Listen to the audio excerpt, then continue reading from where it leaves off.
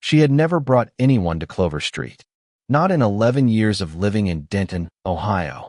Not her colleagues from Westfield Elementary. Not her mother, who visited twice a year from Columbus and always left with a quiet, worried look on her face. Not Marcus, who she dated for 2 years before he said she was too closed off to love properly. She had kept Clover Street the way you keep certain photographs, visible only to yourself, in the dark, when no one is asking questions. But on a Tuesday morning in late October, a woman she barely knew followed her there, walked right into the middle of it, touched things without asking. And what that woman chose to do in the next 10 minutes was not dramatic. It was not loud, but it told Claire Ellington everything about who Diane Hargrove was, and something worse about who Claire herself had allowed the world to make her. Stay with me. What happens next will make you question everything you think you know about dignity, and about the price of looking down on someone you haven't taken the time to see. Denton, Ohio is the kind of mid-size American city that doesn't make any particular list.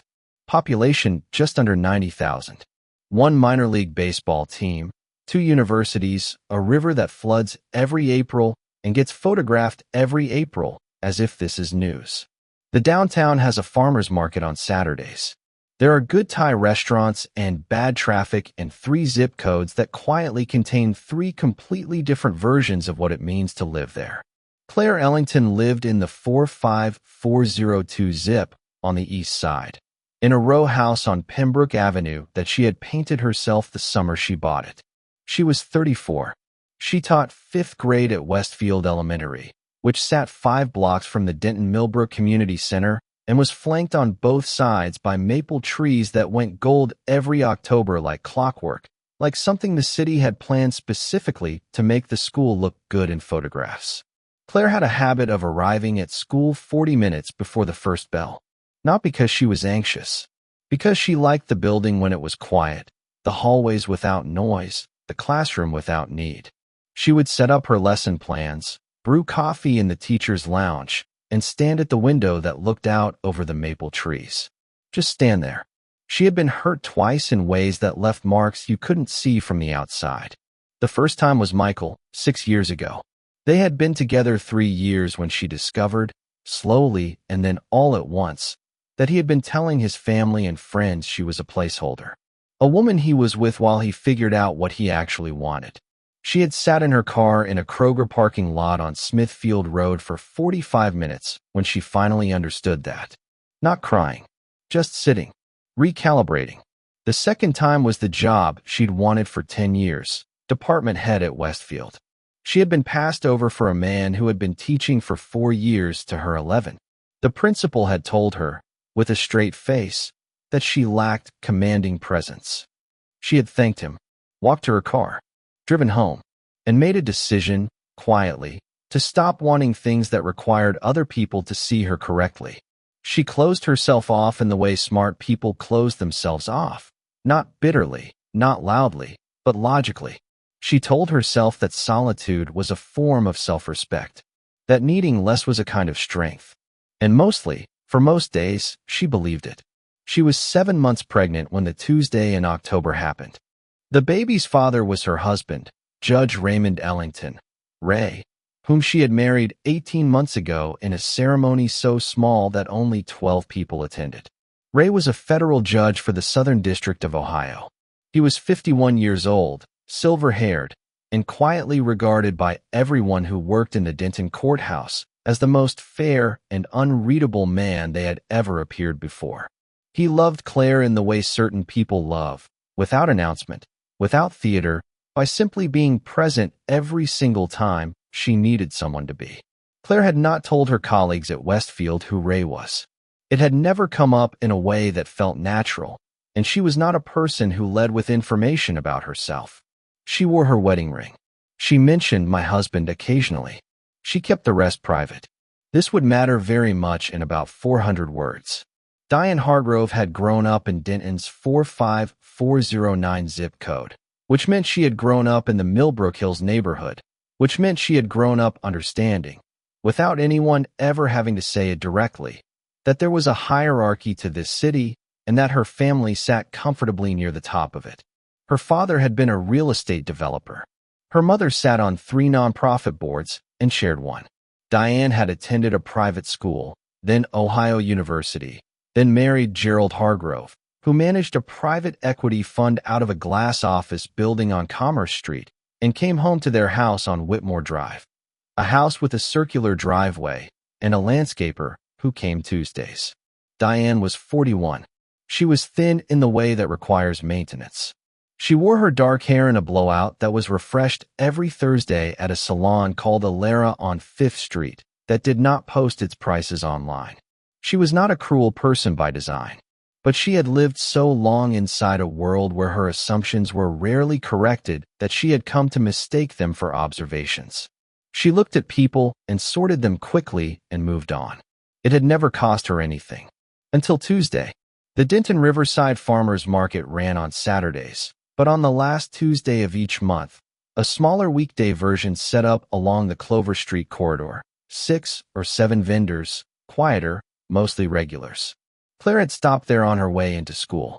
She was buying honey from an older man named George who kept bees on the edge of Fairview County and always remembered that she preferred the wildflower to the clover. She was wearing her coat open over her rounded belly because she had not yet found a maternity coat that she liked, and it was a mild October morning, and she had decided the inconvenience was manageable.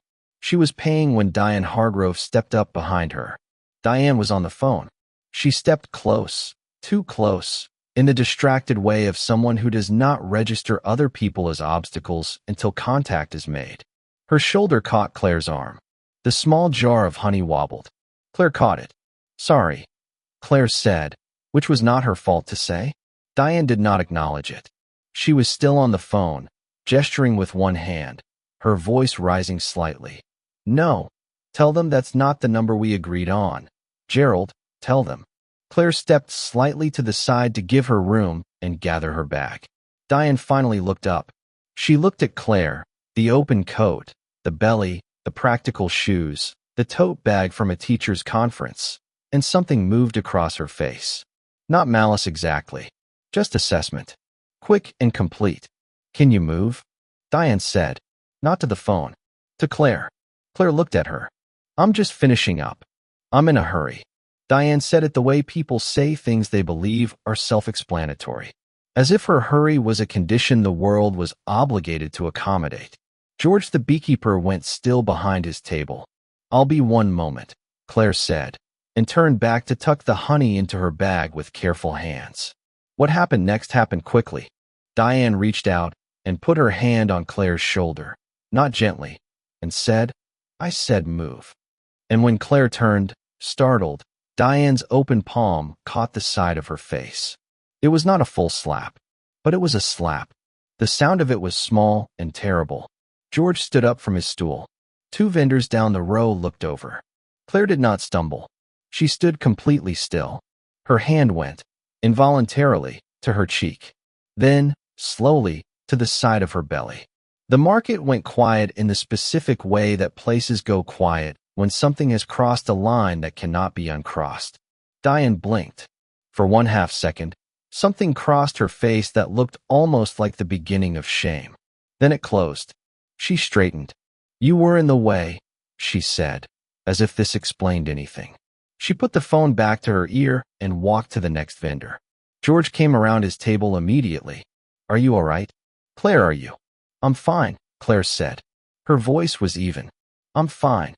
She was not entirely fine. She picked up her bag. She walked to her car on Clover Street, which was where she'd parked because the market vendors asked people not to park directly in front, and she respected that kind of request. She sat in the driver's seat for a moment. She called Ray. He answered on the second ring, the way he always answered, as if he had been expecting her. "Something happened," she said. She told him, plainly, the way she told him things, without exaggeration, without drama, just the sequence of events in order. Ray listened without interrupting. When she finished, there was a brief silence. "Are you hurt?" "My face is fine. I don't know. I'm shaken. Do you want me to come to you?" "No. I have class." "Okay." A pause. "Claire." "Yeah. I love you. Go teach your kids." She almost smiled. Okay. She drove to Westfield Elementary, arrived 20 minutes after the first bell for the first time in 4 years, and taught long division to 23 10-year-olds with complete composure. Ray Ellington had been a federal judge for 9 years. Before that, he had been an assistant U.S. attorney for 6 years. Before that, he had clerked for the Sixth Circuit Court of Appeals. He had been appointed to the federal bench at 42, making him one of the youngest federal judges in Ohio's recent history.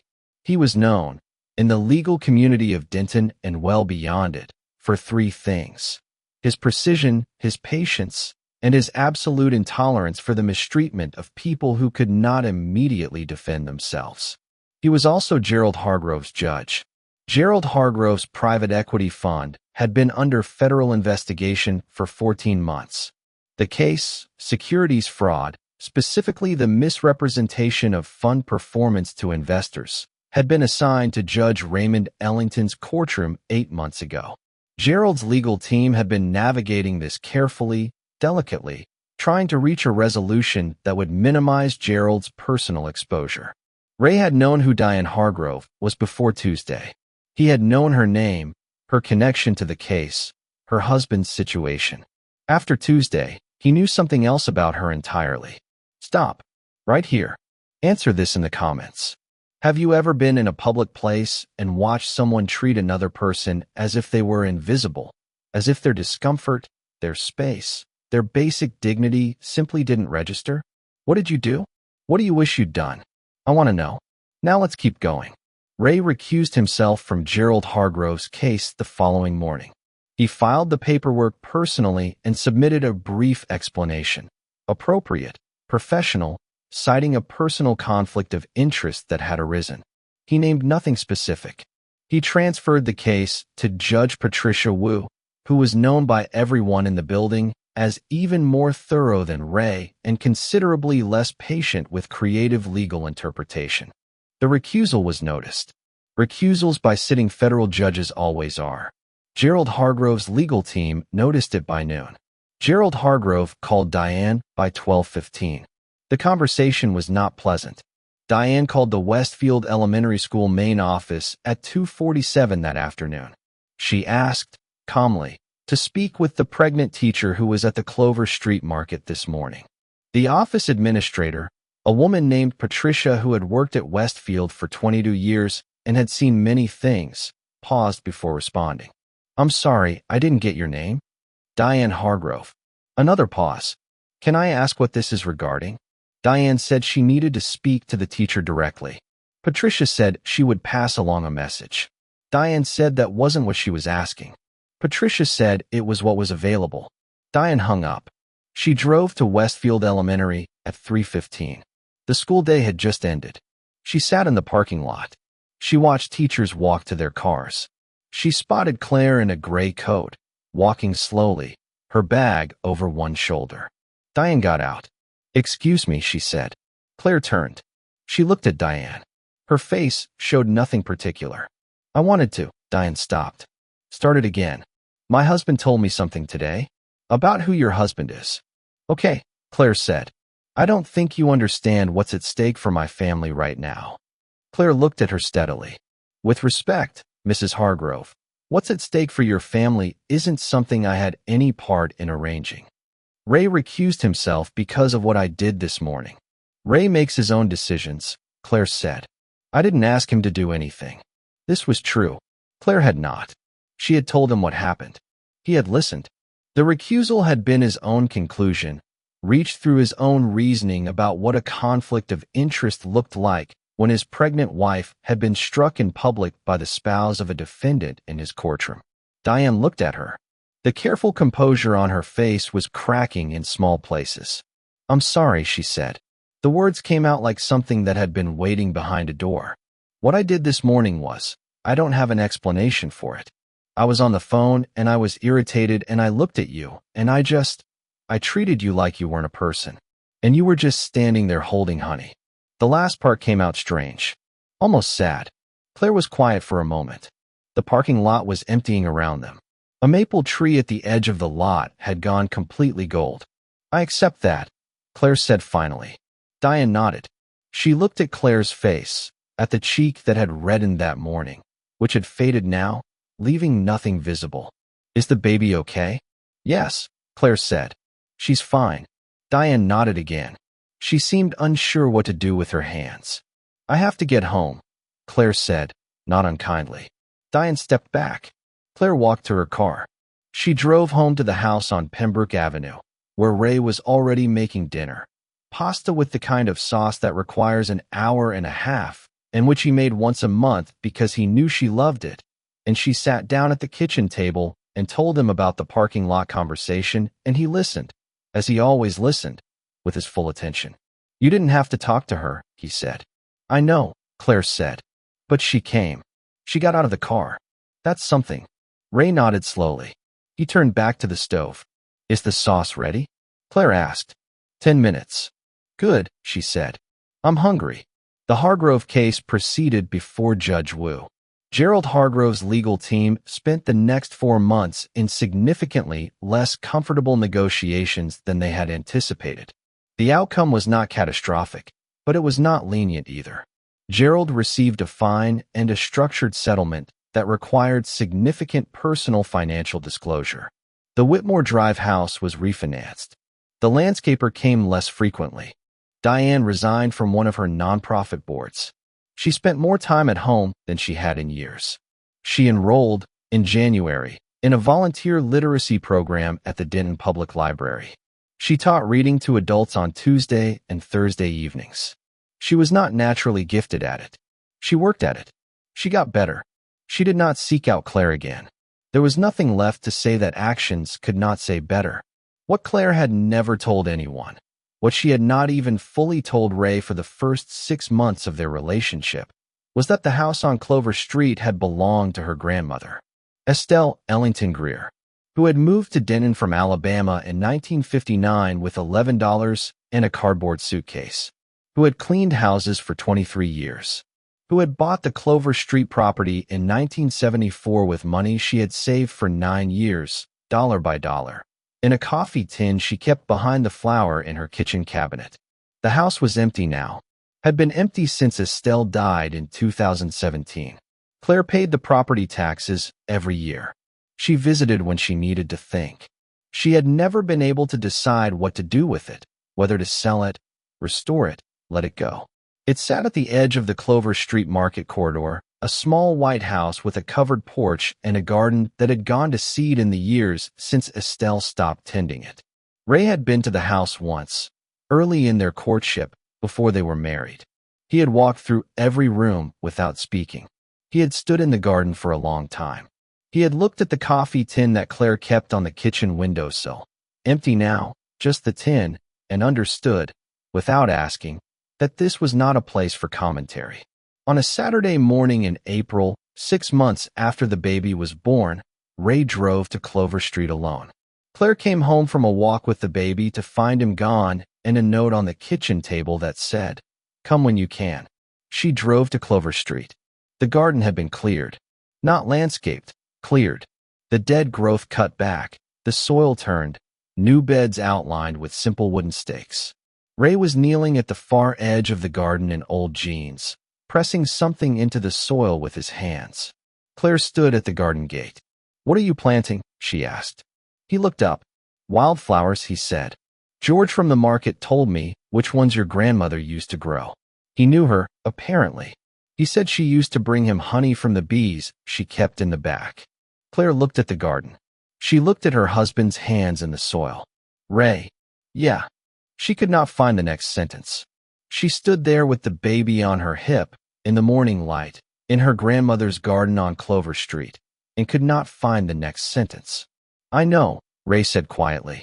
"I know." There was no test.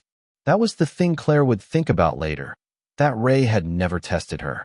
He had never needed to. He had simply watched who she was, in the ordinary moments of their life, and decided that was a person worth choosing. And she had spent so long waiting for the other shoe to drop, for the moment when he would reveal some angle, some agenda, some version of her that he preferred to the real one, that she had almost missed what was actually happening, which was this: a man who was simply showing up. Every day, without theater, without scorekeeping. She told him this one evening, sitting on the covered porch of the Clover Street house, which they had started to restore on weekends. The baby was asleep inside. I kept waiting for you to want something from me that I couldn't give, she said. Ray looked at the street. A car went by slowly. The maple tree at the curb had leafed out green after a cold spring. I want you to keep being you, he said. That's not nothing. It's not very complicated, she said. Most true things aren't. She leaned her head against his shoulder. They sat in the quiet of Clover Street, in the city of Denton, Ohio, in the falling dark of an ordinary Thursday, and it was enough. It was more than enough. The wildflowers came up in June. Claire found them on a Tuesday morning when she stopped at the house before school. She stood at the garden gate and looked at them, yellows and purples and a deep orange she hadn't expected, growing exactly where Estelle's garden had been, and something in her chest did something quiet and final. The garden hadn't saved her. She knew that. Ray hadn't saved her either, not exactly. What had happened was slower and less dramatic than saving. She had let one person see the Clover Street house. She had let one person understand what the coffee tin meant. She had let one person sit on the porch and be still with her and not require her to explain herself. And she had discovered, on the other side of that she was still herself. That being seen had not cost her anything. That she had been carrying the weight of her own armor for so long that she'd forgotten what it felt like to put it down. She stood at the gate until the flowers went slightly blurry. Then she picked up her bag. She drove to Westfield Elementary. She arrived 40 minutes before the first bell, brewed coffee in the teacher's lounge, and stood at the window that looked out over the maple trees. The maples were going gold again. It was October, reliable as ever. Inside the classroom, 23 children were on their way. Asterisk, my wonderful friends, real love does not announce itself loudly. Sometimes it shows up quietly and waits to see if you are brave enough to let it stay. Asterisk. Asterisk, what did you think of Claire and Diane? Was Diane's apology enough? And what about Claire? Do you think she let people in too slowly? Or was she right to be careful with something that had already been broken twice? Asterisk. Asterisk, tell me in the comments. I genuinely want to hear from you. Asterisk. Asterisk, if you haven't subscribed yet, do it right now. Hit like. Share this with someone who needs to believe that the way people treat strangers tells you everything, and that the universe, sometimes, in small and precise ways, agrees. Asterisk. Asterisk, a new story is coming very soon. You will not want to miss it. Asterisk. Asterisk, thank you so much for watching. See you on the next one. Asterisk.